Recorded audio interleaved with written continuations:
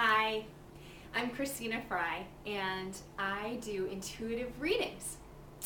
And one of the things I wanted to talk about today is why this particular time is a really great one to be alive, and why I'm glad you are part of my life now since you're sharing this video with me.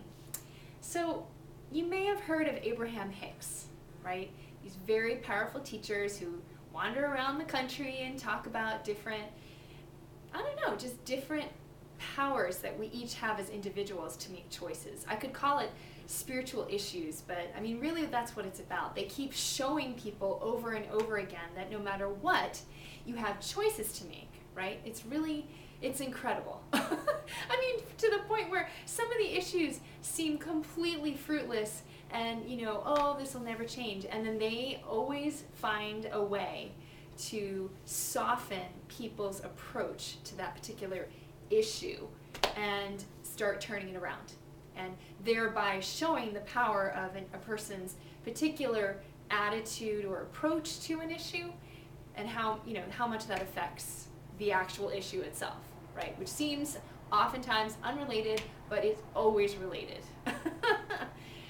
So I bring that up because, we now in 2009 have a nice big stack of things that we can use as reasons not to be joyful, right?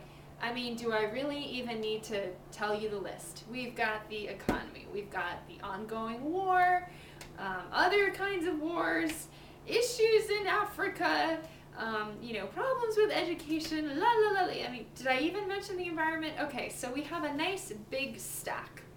And one thing that Abraham-Hicks talks about over and over again is that when you walk through life, you have that choice between, in every single thing that you go through, every experience and every thought, every moment, you have sort of that dichotomy sitting right in front of you, looking at you in the face of, do you look at the positive aspect of it or do you look at the negative aspect of it?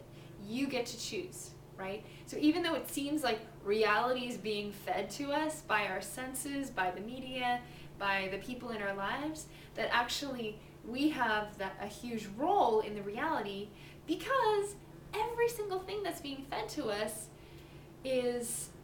has a dichotomy, even though it doesn't always look that way. So you've got the positive aspect and the negative aspect.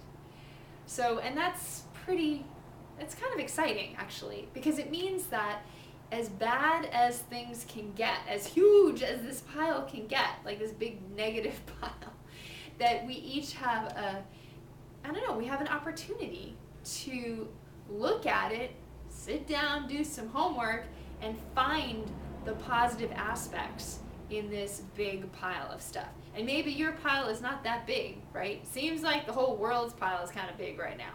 Just saying.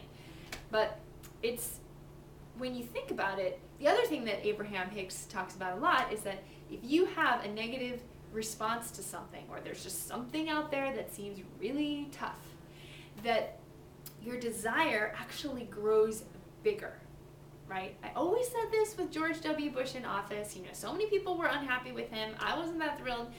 But it grew a desire in our country to find somebody who would really be a wonderful president. And, whatever you might think about the current president, the fact is that, wow, what a difference from our past president. And that's because from that negativity, a more positive choice was born, or a more positive option was born. So you could look at that and apply that to this current situation. Like, this particular economy, not so good.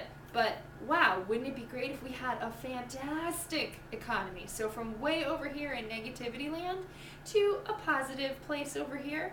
So it's like we're kind of refining, what does it mean for us now to have a good economy? Because we don't really know what that looks like in the future. Like, we've got a lot of choices to make and a lot of thinking to do or processing, so that we know, what's that fantastic economy going to look like? Like, what's that going to feel like? What is it? And our desire is growing every single time things get worse. And the same thing with the, let's say, the global warming issue or any kind of planetary problems, right? So things start hurting and things are quote unquote negative, but then that grows a huge desire to have much more connection with the planet, right? So again, like this might sound Pollyanna, but if you still look at reality as a constant choice between positive and negative, and you also agree that desire is grown from really big contrast or negativity, then you can just imagine the kind of desire that is being grown right now. I mean, my goodness gracious, right? So, woo, big pile, and over here there's a big pile too. We're just getting there. You know, the pendulum's over here, gonna swing over here if we choose to, but it's over here. It's somewhere.